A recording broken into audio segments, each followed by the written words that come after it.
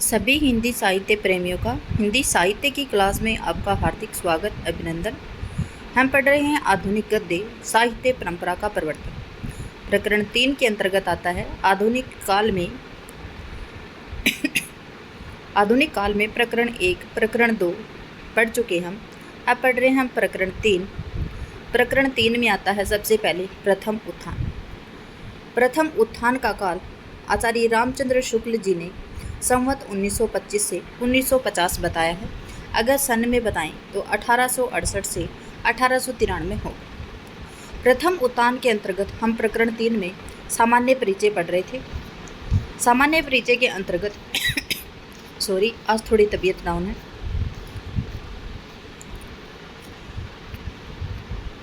देखिए, यहाँ तक हम पढ़ चुके थे। कहाँ तक कि खेद के साथ कहना पड़ता है कि भारतेंदु के समय में धूम से चली हुई नाटकों की यह परंपरा आगे चलकर बहुत शिथिल पड़ गई थी। क्यों पड़ गई थी? रामकृष्ण वर्मा बंग भाषा के नाटकों का जैसे वीर नारी, पद्मावती, कृष्ण कुमारी अनुवाद करके नाटकों का सिलसिला खुद चलाते रहे हैं। नाटकों का सिलसिला कौन चलाते रहे हैं? रामकृष्ण वर्मा। इस उदासीनता का कारण उपन्यासों की ओर दिन दिन बढ़ती हुई रुचि के अतिरिक्त अभिनयशालाओं का अभाव भी कहा जा सकता है। देखिए, नाटकों के प्रति उदासीनता क्यों हुई? क्योंकि उपन्यासों की ओर दिन दिन रुचि बढ़ रही थी और इसके अतिरिक्त अभिनयशालाओं का भी क्या था? अभाव था। अभिनयशालाएं क्या होती हैं? जहाँ पे नाटक का मंचन किया जाता है। अभिनय द्वारा नाटकों की और रुचि बढ़ती है। देखिए, अभिनय के द्वारा ही नाटकों के प्रति रुचि बढ़ती है, उनका अच्छा प्रचार होता है।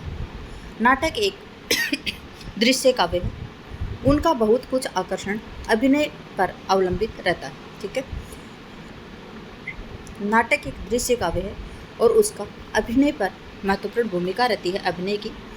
उस समय नाटक खेलने वाली जो व्यवसायी पारसी कंपनियां थी वो उर्दू छोड़कर हिंदी नाटक खेलने के लिए तैयार नहीं थी। आप सभी को पता है, अगर आप मेरे साथ ध्यान से पढ़ते हुए चल रहे हैं हिंदी साहित्य का इतिहास, तो एक एक बात आपको याद हुई होगी। रीतिकाल के अंतर्गत थोड़ा मैंने जल्दी करवाया था। कोशिश करूंगी कि रीतिकाल को मैं दोबारा से आपको इस प्रकार से समझा के करवाऊंगी कि आपको सब कुछ याद हो जाएगा क्लास के अंतर्गत ही। ठीक है, जो पारसी कंपनियां थी वो उर्दू में क्या करती थी? नाटक खेलती थी, तो हिंदी के लिए नाटक खेलने के लिए तैयार नहीं थी। और हिंदी के लिए जो क्या था, जो नाट्य जो अभिनयशालाएं थी वो नहीं थी।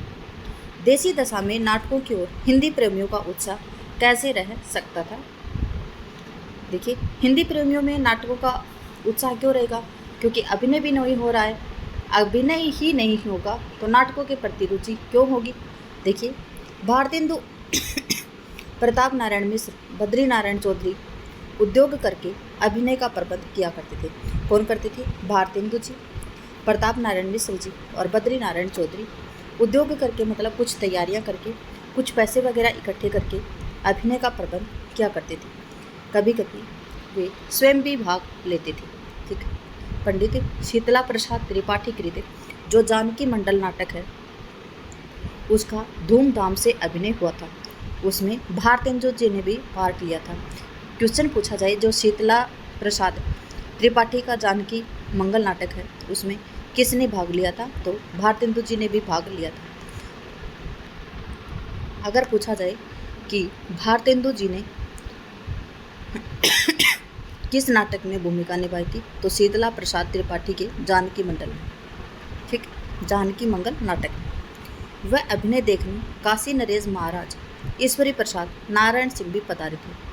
देखिए, शीतला प्रसाद त्रिपाठी के जो जानकी मंडल नाटक है उसका अभिनय हुआ था, तो कौन आए थे उसे देखने के लिए? काशी नरेश महाराज, ईश्वरी प्रसाद, नारायण सिंह भी आए थे। इनका विवरण 8 मई 1868 को इंडियन मेल में प्रकाशित हुआ था। इसका विवरण किस में प्रकाशित हुआ था? 8 मई 1868 में इंडियन मेल नामक एक, यहाँ पे दिया नहीं है कि क्या था, ये समाचार पत्र था या क्या था, तो इंडियन मेल नामक में प्रकाशित हुआ था। प्रताप नारायण मिश्र ने अपने पिता से अभिनय के लिए मूछ मुड़ाने की आज्ञा मांगना प्रसिद्ध है। देखिए, मूछ मुड़ाने की आज्ञा मांगी आज्ञा मांगना प्रसिद्ध है किसका? प्रताप नारायण मिश्र का। किससे मांगी थी? अपने पिता से। आगे काश्मीर कुसुम राजतरंगिणी का कुछ अंश। देखिए राजतरंगिणी किसकी है? तो ये जल्हण की रचना है। याद होगा आपको, पता भी होगा। जल्हण ने राजतरंगिणी में क्या किया है? कश्मीर के बारे में विवरण दिया। ठीक, कश्मीर राज्य का विवरण दिया है। बादशाह दर्पण लिखकर किसने लिखी? काश्मीर कुसुम बादशाह दर्पण लिखकर इतिहास की पुस्तकों की ओर और जयदेव का जीवन वृत्त लिखकर जीवन चरित्र की पुस्तकों की ओर हरिश्चंद्र ध्यान ले गए थे। देखिए इतिहास की पुस्तकों की ओर ध्यान किससे ले गए थे? काश्मीर कुसुम और बादशाह दर्पण लिखकर और जयदेव का जीवन वृत्त लिखकर वो जीवन चरित्र की पुस्तिकाओं की ओर ध्यान ले गए थे। कौन? हरिश्चंद्र जी। इन विषयों की ओर लेखकों की प्रवृत्ति न दिखाई पड़ी थी, और लेखकों की प्रवृत्ति इन विषयों की ओर दिखाई नहीं पड़ी थी। पुस्तक रचना के अतिरिक्त पत्रिकाओं में प्रकाशित अनेक प्रकार के फुटकर लेख और निबंध अनेक विषयों में मिलते हैं। ठीक, जैसे राजनीति, समाज दशा, देश दशा, ऋतु छटा, पर्व त्योहार, जीवन चरित्र, ऐतिहासिक प्रसंग, जगत और जीवन से संबंध रखने वाले सामान्य देखते उसका वर्गीकरण किया जा सकता है। समाज दशा और देश दशा संबंधी लेख कुछ विचारात्मक पर अधिकांश के भावात्मक मिलेंगे। जीवन चरित्रों और ऐतिहासिक प्रसंगों में इतिवृत्त के साथ भाव व्यंजना भी गुंफित पाई जाएगी। ऋतु छटा में क्या होगा? ऋतु छटा और पर्व त्योहारों पर अलंकृत भाषा में वर्णनात्मक प्रबंध सामने आते हैं। जगत और जीवन के संबंध रखने वाले सामान्य विषयों के निरूपण में विरल विचार खंड कुछ उक्ति विचित्रीय के साथ निखरे मिलेंगे, पर शैली की व्यक्तिगत विशेषताएं थोड़ी बहुत सब लेखकों में पाई जाएंगी। यहाँ पे समझाने वाला कुछ है नहीं, ध्यान से पढ़ेंगे तो आपको स्वयं ही समझ में आएगा, क्योंकि ये सीधा सीधा दिया हुआ है। ठीक है, जैसा कि कहा जा चुका है, क्या कहा जा चुका है? हास्य विनोद की प्रवृत्ति इस काल में प्राय सब लेखकों में मिलती है। ये पीछे हम पढ़ चुके हैं कि हास्य विनोद की प्रवृत्ति है वो इस काल में प्राय सभी लेखकों में मिलती है। प्राचीन और नवीन के संघर्ष के कारण उन्हें हास्य के आलंबन दोनों पक्षों में मिलते हैं। देखिए प्राचीन और नवीन के संघर्ष के कारण उन्हें हास्य के आलंबन दोनों पक्षों में मिलते हैं। दोनों पक्षों में किसमें? प्राचीन में भी और नवीन में भी। जिस प्रकार बात बात में बाप दादों की दुहाई देने वाले, धर्म के आडंबर की आड़ में दुराचार छिपाने वाले पुराने खूसट अपने विनोद के लक्ष्य से लक्षित, उसी प्रकार पश्चिमी चाल ढाल की ओर मुंह के बल गिरने वाली फैशन के गुलाम भी। ठीक है, क्या बताया कि जिस प्रकार बात बात में अपने बाप दादों की दुहाई देने वाले थे, धर्म के आडंबर की आड़ में दुराचार छिपाने वाले पुराने खूसट उनके विनोद के लक्ष्य थे। उनके विनोद के लक्ष्य क्या थे? बाप दादों की दुहाई देना, धर्म के आडंबर की आड़ में दुराचार छिपाना आदि क्या थे? उनके विरोध के लक्ष्य थे। उसी प्रकार पश्चिमी चाल ढाल की ओर मुंह के बल गिरने वाले फैशन के वो गुलाम थे। क्या थे? कि पश्चिमी जो चाल ढाल में जो फैशन था, और वो फैशन भी कैसा था कि वह मुंह के बल गिरने वाला था, और उस फैशन के क्या थे? वो गुलाम थे। नाटकों और निबंधों की ओर विशेष झुकाव रहने पर बंग भाषा की देखा देखी नए ढंग के उपन्यासों की ओर ध्यान जा चुका था। देखिए नाटकों और निबंधों के विशेष झुकाव रहने पर बंग भाषा की देखा देखी में नए ढंग के उपन्यासों की ओर ध्यान जा चुका था। अंग्रेजी ढंग का मौलिक उपन्यास पहल हिंदी में लाला श्रीनिवास दास का परीक्षा गुरु। परीक्षा गुरु कब का है? आप सभी को पता होगा शायद 1882 का। ठीक, उसके पीछे राधा कृष्ण दास ने निस्सहाय हिंदू और पंडित बालकृष्ण भट्ट ने नूतन ब्रह्मचारी तथा शो अजान एक सुजान नामक छोटे छोटे उपन्यास लिखे थे। याद रखेंगे, श्री निवास दास का परीक्षा गुरु प्रथम उपन्यास मानते हैं कौन? रामचंद्र शुक्ल जी, और 1882 का रचित है।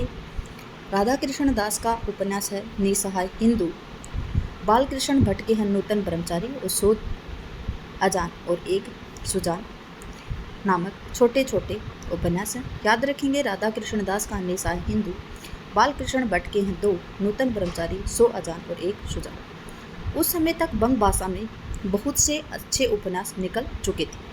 अतः साहित्य के इस विभाग की शून्यता शीघ्र हटाने के लिए उनके अनुवाद आवश्यक प्रतीत होने लगे थे। हरिश्चंद्र ने भी अपने पिछले जीवन में बंग भाषा के एक उपन्यास के अनुवाद में हाथ लगाया था, पर वो पूरा नहीं हुआ। देखिए, हरिश्चंद्र ने भी क्या किया था, अपने जो पिछले जीवन में जो बंग भाषा का एक उपन्यास था उसका अनुवाद करने के लिए हाथ लगाया था। लगाया क्या था, उपन्यास का अनुवाद करने के लिए अपने हाथ में लिया था, लेकिन वो पूरा नहीं कर सके। पर उनके समय में ही प्रताप नारायण मिश्र और राधाचरण गोस्वामी ने कई उपन्यासों का अनुवाद किया था। किसने किया था, प्रताप नारायण मिश्र और राधाचरण गोस्वामी।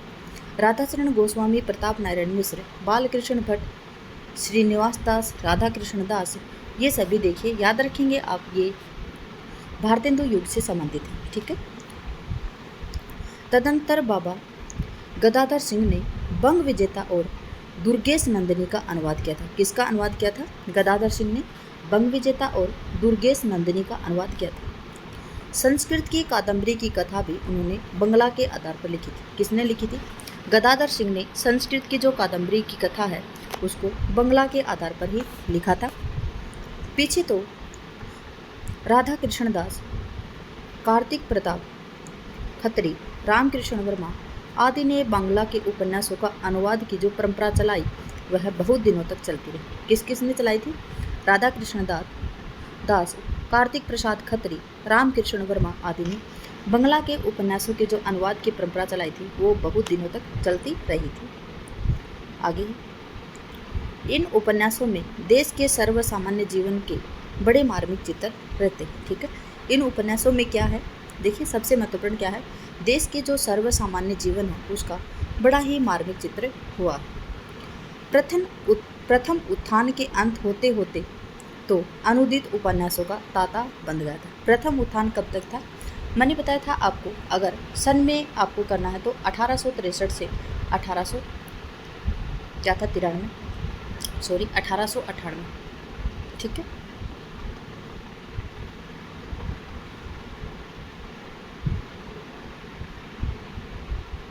ठीक, दोबारा देख लेंगे हम। वैसे संवत 1925 से 1925 से। ठीक है।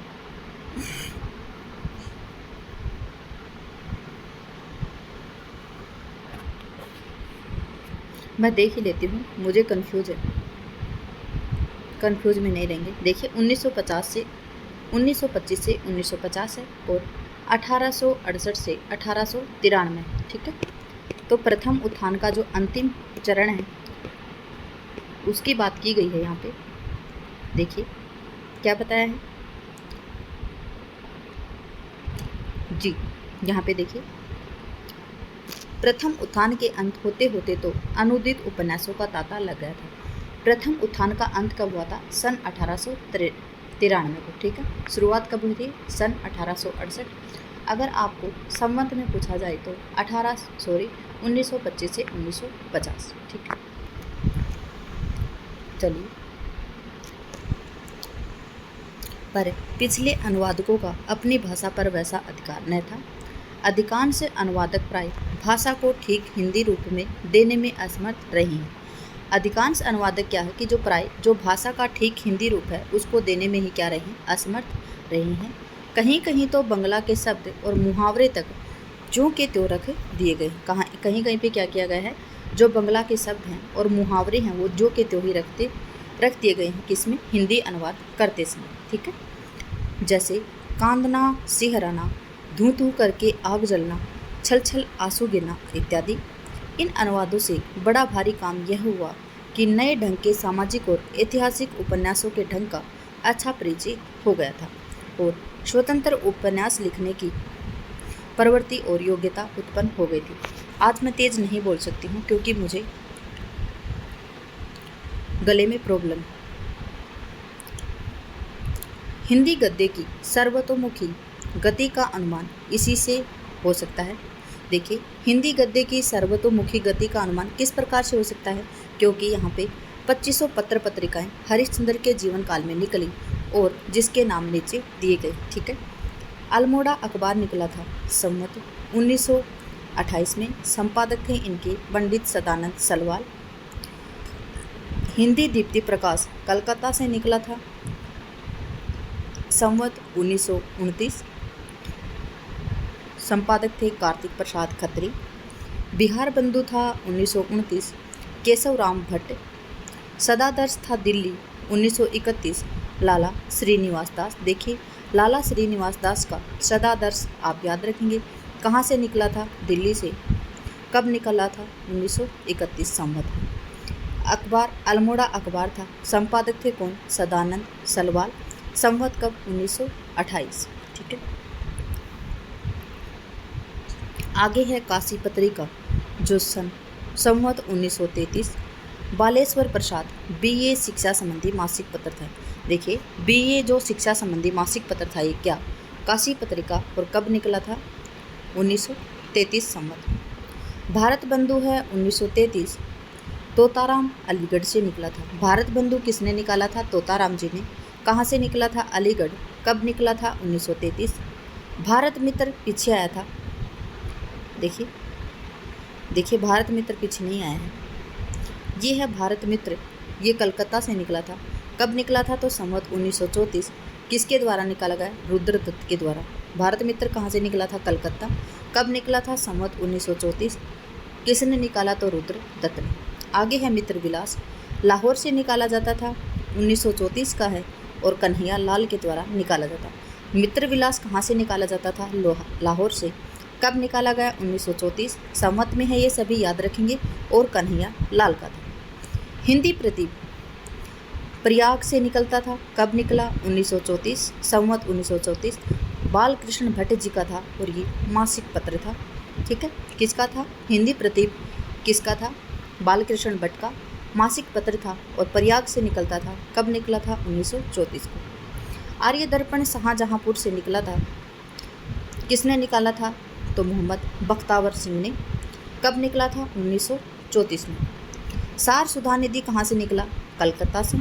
कब निकला, संवत 1934। और सदानंद मिश्र क्या है, सार सुधा निधि कहाँ से निकला, कलकत्ता से। कब निकला, 1934। सदानंद मिश्र के द्वारा निकाला गया। आगे है उचित वक्ता, ये कहाँ से निकला, कलकत्ता से। कब निकला, 1935। और दुर्गा प्रसाद मिश्र का है। देखिए यहाँ पे मैंने ये 1935 बोल दिया या 1934, याद रखेंगे इसको।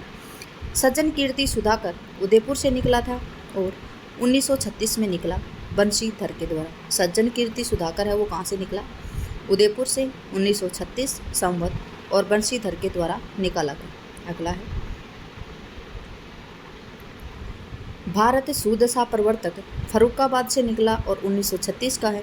किसने निकाला, गणेश प्रसाद ने। याद रखेंगे भारत सुदशा प्रवर्तक किसके द्वारा निकाला गया, गणेश प्रसाद के द्वारा। कब निकाला गया, संवत 1936। और कहाँ से निकला, फर्रुखाबाद से। आनंद कादम्बिनी ने याद रखेंगे किसका है, ये बद्री नारायण चौधरी प्रेमगंज जी का है। और कब का है, मासिक पत्र है ये, मिर्ज़ापुर से निकला था, और 1938 को निकला था, संवत 1938 को। किसका है, आनंद कादम्बिनी। उपाध्याय बद्रीनाथ चौधरी प्रेमगंज, बद्री नारायण चौधरी प्रेमगंज कहाँ से निकला, मिर्ज़ापुर से। कब निकला, संवत 1938। और एक ये मासिक पत्र था। देश हितैषी निकला अजमेर से, और 1939 में निकला था। संवत 1939 में अजमेर से निकला था देश हितैषी। देखिए इसके संपादक के बारे में नहीं दिया गया है। दिनकर प्रकाश है, ये लखनऊ से निकला। कब निकला, संवत 1940। किसका है, रामदास वर्मा का। देखिए दिनकर प्रकाश है, ये कहाँ से निकला, लखनऊ से। कब निकला, 1940 संवत, और रामदास वर्मा के द्वारा। आगे है धर्म दिवाकर, ये कलकत्ता से निकला। कब निकला, संवत 1940। किसका था, ये देवी सहाय का। ठीक है, धर्म दिवाकर किसका था, देवी सहाय का। कब निकला, तो कलकत्ता से निकला, संवत 1940 को। अगला है प्रयाग समाचार, 1940 को निकला था। कहाँ, किसका था, ये देवकी नंदन त्रिपाठी का था। प्रयाग समाचार किसका था, 1940 का, संवत 1940 में था, देवकी नंदन त्रिपाठी के द्वारा। अगला है ब्राह्मण, कहाँ से निकला, कानपुर से। कब निकला, 1940 को। कब निकला, संवत 1940। और किसने निकाला था, प्रताप नारायण मिश्र ने। ये याद रखेंगे आप, प्रताप नारायण मिश्र हैं, बद्री नारायण चौधरी प्रेमगंज हैं। ठीक है, शुभचिंतक जबलपुर से निकला था। कब निकला था, संवत 1940, और सीताराम जी के द्वारा निकाला गया था। शुभचिंतक किसका था? सीताराम जी का। और जबलपुर से निकला था संवत 1940 को। अगला है सदाचार मार्तंड, जयपुर से निकला था संवत 1940 और लालचंद शास्त्री का। सदाचार मार्तंड है, ये जयपुर से निकला था संवत 1940 और लालचंद शास्त्री का है। हिंदुस्तान राजा रामपाल सिंह का था और दैनिक था ये। देखिए क्या था ये? दैनिक था। इंग्लैंड से निकला था संवत 1940 को। हिंदुस्तान है, ये कहाँ से निकला था? इंग्लैंड से। कब निकला? संवत 1940 में। किसने निकाला? तो राजा रामपाल ने। कैसा पत्र था? दैनिक। पीयूष परवाह याद रखेंगे अंबिका दत्त जी का। पीयूष परवाह किसका है? अंबिका दत्त जी का है। कहाँ से प्रकाशित हुआ था? काशी। और कब हुआ? 1941, संवत 1941 को। भारत जीवन है, ये रामकृष्ण वर्मा का है। याद रखेंगे काशी से निकला था और संवत 1941 को। भारत जीवन है, ये किसका है? रामकृष्ण वर्मा का। कब निकला था? संवत 1941। कहाँ से निकला था? काशी से। भारतेंदु था, वृंदावन से निकला। भारतेंदु किसने निकाला था? भारतेंदु से आप ये याद नहीं रखेंगे कि ये भारतेंदु जी का है, बिल्कुल नहीं, ये राधाचरण गोस्वामी जी का है। और ये वृंदावन से निकला था। कब निकला था? संवत 1941 को। देखिए भारतेंदु किसका है? ये राधाचरण गोस्वामी जी का है। कब निकला? संवत 1941 में। कहाँ से निकला? वृंदावन से। किसका है? राधाचरण गोस्वामी का। अगला है कवि कुलकंज, दिवाकर जी का है। कहाँ से निकला? बस्ती से निकला। कब निकला? संवत 1941। किसका है? तो रामनाथ शुक्ल जी का। देखिए रामनाथ शुक्ल जी का कौन सा है? कवि कुलकंज, दिवाकर और बस्ती से निकला। कब निकला? 1941। ठीक है, आगे देखते हैं। देखिए इनमें से अधिकांश पत्र पत्रिकाएं तो थोड़े ही दिन चलकर बंद हो गई थी, पर कुछ लगातार बहुत दिनों तक लोकहित साधन और हिंदी की सेवा की है, जैसे बिहार बंधु, भारत मित्र, भारत जीवन, उचित वक्ता, दैनिक हिंदुस्तान, आर्य दर्पण, ब्राह्मण, हिंदी प्रदीप। याद रखेंगे ये किन किन के हैं, आप दोबारा से पढ़ लेंगे। ठीक है, काफ़ी तो बंद हो गए थे लेकिन ये चलते रहे थे। कौन? बिहार बंधु, भारत मित्र, भारत जीवन, उचित वक्ता, दैनिक हिंदुस्तान, आर्य दर्पण, ब्राह्मण और हिंदी प्रदीप। मित्र विलास सनातन धर्म का समर्थक पत्र था, जिनमें पंजाब के हिंदी प्रचार का बहुत कुछ कार्य किया था। क्या है? जो मित्र विलास था वो सनातन धर्म का समर्थक पत्र था। किसका था? मित्र विलास था, वो कैसा था? सनातन धर्म का समर्थक पत्र था, जिसमें क्या था? जिसने पंजाब में हिंदी प्रचार का बहुत कुछ कार्य किया था। ब्राह्मण, हिंदी प्रदीप और आनंद कादम्बिनी साहित्यिक पत्र थे। देखिए ब्राह्मण, हिंदी प्रदीप, आनंद कादम्बिनी, ये क्या थे? साहित्यिक पत्र थे, जिनमें बहुत सुंदर मौलिक गद्य प्रबंध और कविताएं निकला करती थी। किसमें निकलती थी? ब्राह्मण में, हिंदी प्रदीप में और आनंद कादम्बिनी में क्या निकलती थी? बहुत ही सुंदर मौलिक गद्य प्रबंध की कविताएं इसमें निकला करती थी। इन पत्र पत्रिकाओं को बराबर आर्थिक कठिनाइयों का सामना करना पड़ता था। देखिए आर्थिक कठिनाई मतलब पैसों से, रुपयों से इनको जूझना पड़ता था। हिंदी प्रदीप को कई बार बंद होना पड़ा था। ब्राह्मण के संपादक कौन थे? प्रताप नारायण मिश्र को ग्राहकों से चंदा मांगने के लिए मांगते मांगते थककर कभी कभी पत्र के इस प्रकार की याचना करनी पड़ती थी। देखिए किस प्रकार की याचना करते थे, कौन करते थे? ये आपसे पूछा जा सकता है कि 8 मास बीते जजमान, अब तो करो दक्षिणादान। ये किसका कथन है?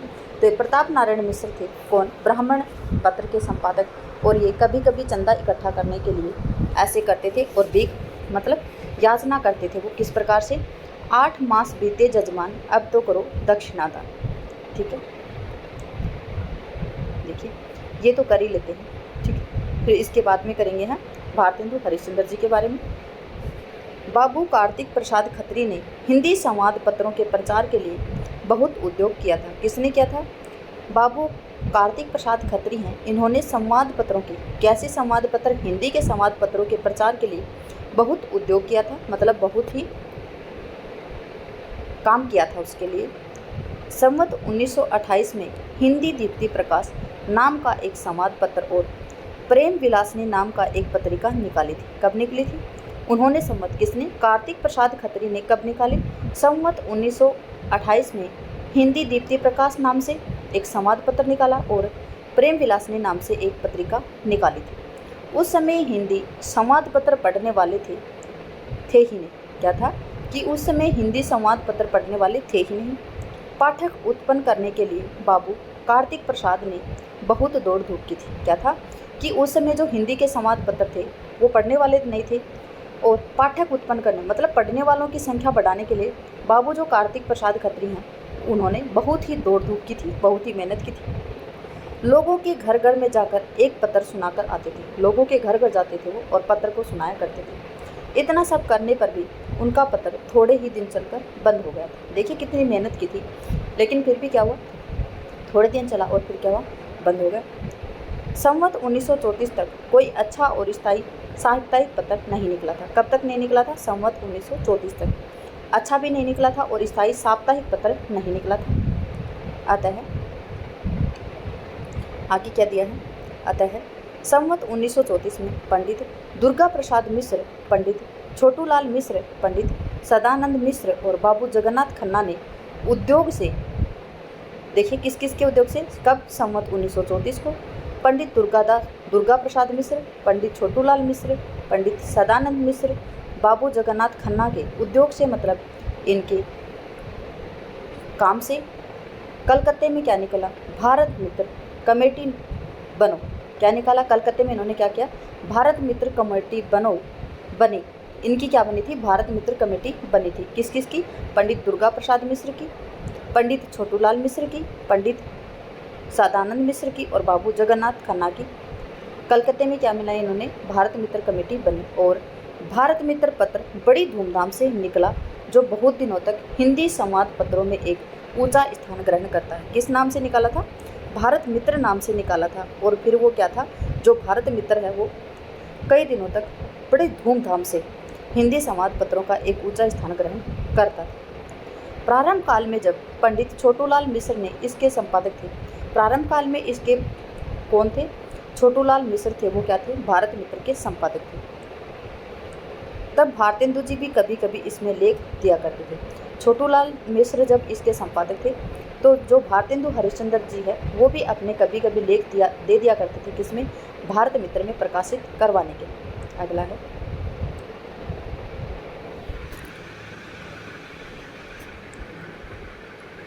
उसी संवत में लाहौर से मित्रविलास नामक पत्र पंडित गोपीनाथ के उत्साह से निकला।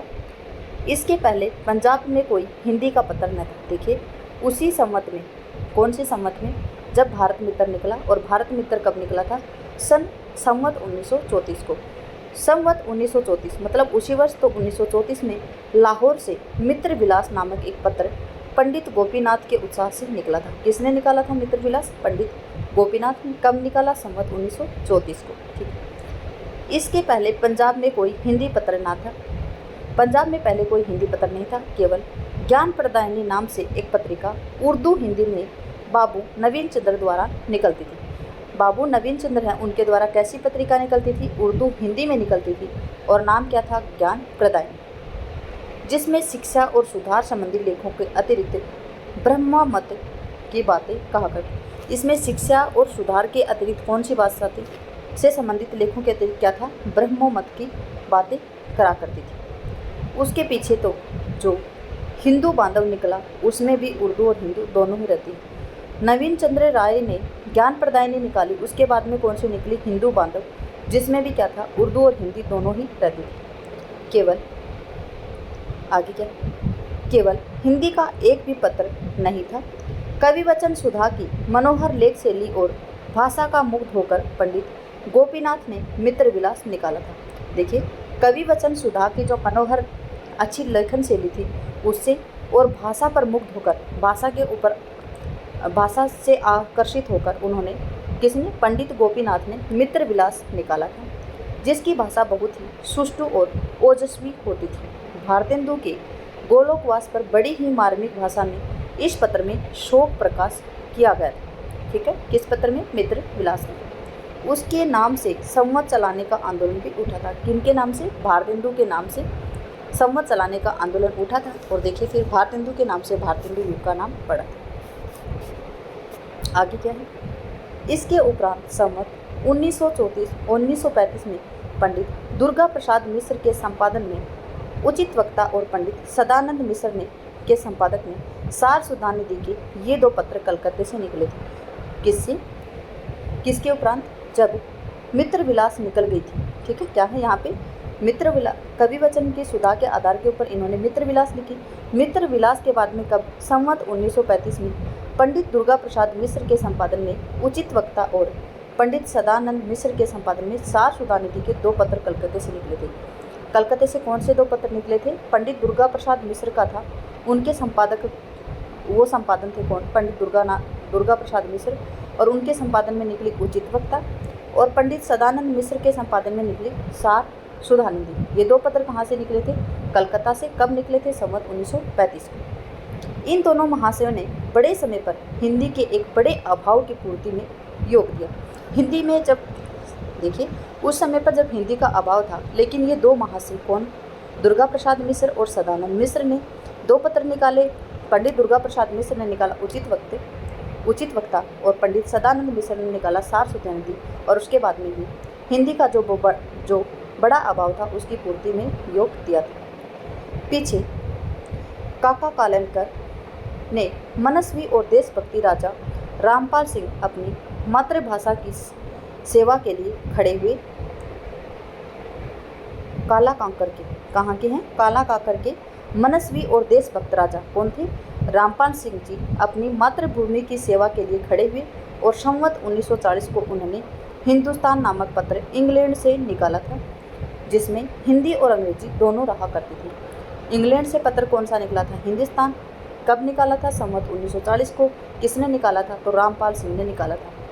कहाँ के थे वो? काला कालनकर के थे, काला कांकर के थे। भारतेंदु के गोलोकवास के पीछे संवत 1942 में हिंदी दैनिक के रूप में निकला। कैसा निकला? हिंदी दैनिक के रूप में निकला। बहुत दिनों तक चलता रहा। इनके संपादकों में देशमुंशी पंडित मदन मोहन मालवीय थे। देखिए, जो हिंदी दैनिक के रूप में पत्र निकला था उसके संपादक कौन थे? पंडित मदन मोहन मालवीय, पंडित प्रताप नारायण मिश्र, बाबू बाल मुकुंद गुप्त, ऐसे लोग रह चुके हैं। बाबू हरिश्चंद्र के जीवन काल में ही अर्थात मार्च सन 1884 में बाबू रामकृष्ण वर्मा ने काशी से भारत जीवन पत्र निकाला था। कब निकाला था? यहाँ पे सन दिया गया है 1884 में। किसने निकाला था? तो रामकृष्ण वर्मा ने क्या निकाला था? भारत जीवन नाम से पत्र 1884 में निकाला था, और 1885 में इनकी मृत्यु हो गई थी। ठीक है, इस पत्र का नामकरण भारतेंदु जी ने ही दिया था। भारत जीवन नाम से जो पत्र निकाला था, किसने निकाला था? रामकृष्ण वर्मा ने, लेकिन इसका नामकरण किसने किया था? भारतेंदु हरिश्चंद्र जी ने किया था। इसी के साथ ही आज हमारी क्लास होती है समाप्त। क्लास में बने रहने के लिए आपका धन्यवाद। आपका दिन शुभ रहे। जय हिंद, जय भारत, जय जवान, जय किसान।